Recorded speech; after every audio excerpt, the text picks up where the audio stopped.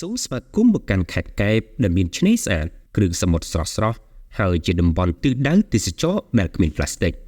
ខេត្តកែបដែលមិនត្រឹមតែមានសម្រស់ធម្មជាតិឆ្នេរសស្អាតប៉ុណ្ណោះទេប៉ុន្តែភាពស្រស់ស្អាតនេះអាចថិតថេរក៏កើតចេញពីការចូលរួមពីគ្រប់ភាគីពាក់ព័ន្ធក្នុងការអនុវត្តទម្លាប់ល្អជាប្រចាំក្នុងសកម្មភាពកាត់បន្ថយសំណល់ប្លាស្ទិកនិងគ្រប់គ្រងសំរាមបានល្អមន្ទីរបរិស្ថានខេត្តកែបដែលអនុវត្តគម្រោងការទប់ស្កាត់ប្លាស្ទិកសមុទ្រនៅកម្ពុជាគឺជាចលករនិងជាគំរូល្អមួយក្នុងការចូលរួមយុទ្ធនាការមិនប្រើប្រាស់ប្លាស្ទិកពិសេសគឺអប់រំផ្សព្វផ្សាយបន្តដល់សិស្សានុសិស្សនិងប្រជាជនក្នុងតំបន់ពីការរៀបចំទុកដាក់សំណល់សំរាមឲ្យបានល្អនិងជំរុញការអនុវត្តឆ្នេរស្អាតដោយគ្មានប្លាស្ទិកជាដើមការផ្សព្វផ្សាយពាក់ព័ន្ធនឹង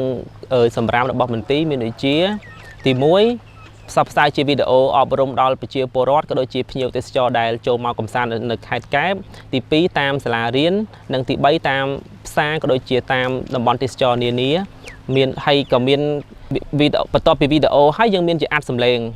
ងដាក់តាមកង់3ដើម្បីផ្សព្វផ្សាយទូទាំងខេត្តក៏ដូចជាផ្សព្វផ្សាយតាមសាលារៀនហើយនឹងមានធុងសម្រាមក៏ដូចជាមានផ្លាកសញ្ញាដាក់តាមតំបន់ទេសចរនានាដែរបងយើងប្រជុំយើងមេគេអត់ឲ្យយើងដាក់កែវដាក់ដបទឹកទេគេឲ្យដាក់កែវកម្បាញ់កែវយើងដាក់កំសៀវទឹកដាំទឹកហូបអត់មានឲ្យដាក់ទឹកសុទ្ធដូចមុនទេដល់យើងព្រោះហ្នឹងគេថាឲ្យយើងការពារបរិស្ថានឲ្យយើងស្អាតកុំឲ្យមានថង់ប្លាស្ទិកកុំឲ្យមានជាតិជ័រគម្រោងនេះធ្វើកិច្ចការងារជាច្រើនដើម្បីជំរុញការកាត់បន្ថយប្លាស្ទិកនៅក្នុងខេត្តតាមរយៈការចែកចាយធុងចម្រោះទឹកនិងយុទ្ធនាការផ្សព្វផ្សាយជាច្រើនផ្សេងទៀតពីផលប៉ះពាល់កើតចេញពីសំណល់ប្លាស្ទិកផងដែរកាលពីអត់ទាន់មានធុងនេះខ្ញុំចំណាយលុយសុំអុយម៉ាក់ប៉ាមកទិញទឹកសុទ្ធនេះច្រើនតែឥឡូវខ្ញុំមានដបទឹកសុទ្ធនេះខ្ញុំអាចជួយសន្សំលុយឪពុកម្ដាយមិនទិញពងថង់ប្លាស្ទិកហើយ